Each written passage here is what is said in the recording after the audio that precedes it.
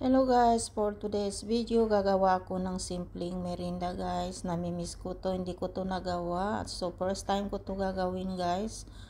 Banana with rice flour.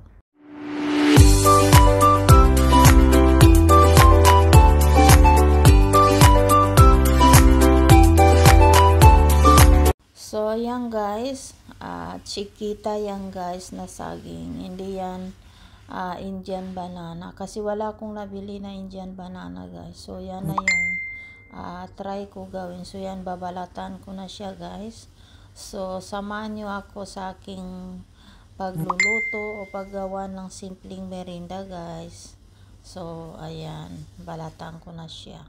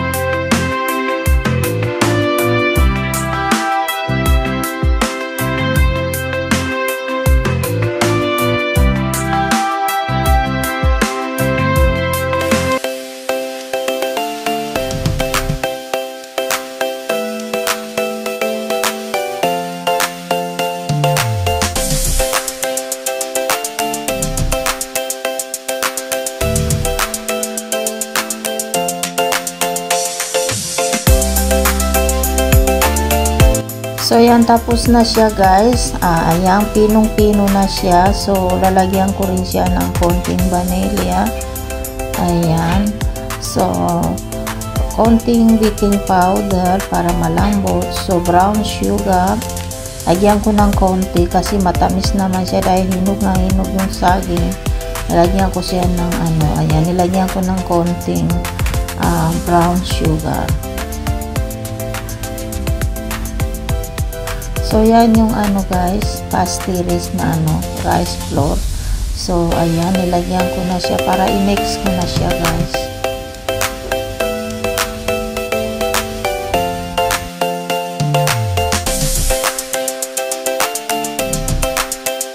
So yan, mix ko na siya. Ayan, nilagyan ko na siya ng konting vanilla, sugar brown. Ayan. So madali lang siya i-mix guys kasi durog na durog yung saging. Ayan. So hindi ko na yan i-blender. Ayan, kasi mabilis lang yan. So ayan So yan na siya guys. Tapos ko na siya i-mix. So yan guys, starting na ako magprito. So samahan nyo ako guys hanggang sa dulo ng aking video. So kinamay ko na siya guys, nagugas naman ako ng kamay. Kasi mahirap kung ko sa kutsara guys, lalong didikit siya. So ayan, mabilis lang pagka kinamay. Ayan. So ayan, wag nyong pansinin yan, hindi yan didikit guys. Ayusin ko yan mamaya. So ayan, ayan na siya guys. So simpleng lang, merinda, snack, Filipino snack guys. So nakakamiss din yung ganito. Sa atin meron din gumagawa ng ganito, diba? So matagal na ako hindi nakagawa nito guys. Dati gumagawa ako nito pero hindi ko na binibideo. So dahil wala naman akong video, naisipan ko i-video na lang para gawin na lang primer dahil wala na akong video na may primers. So ayan na siya guys. So samahan nyo ako hanggang sa dulo ng aking video.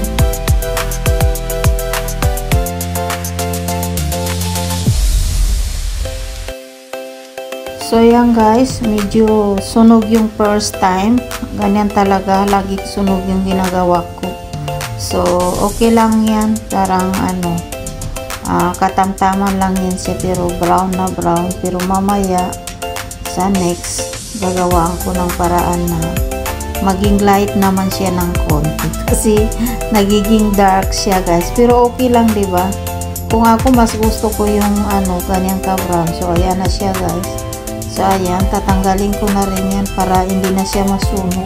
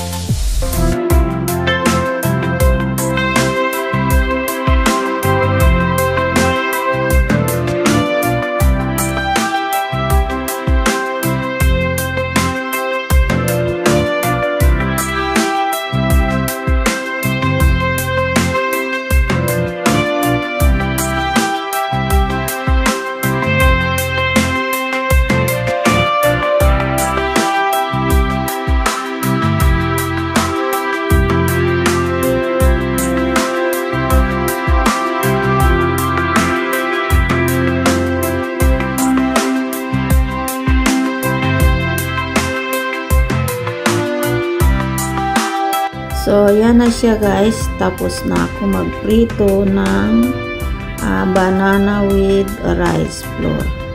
Ewan ko kung anong tawag sa inyo guys, basta yun na yung tawag ko dyan. Ayan.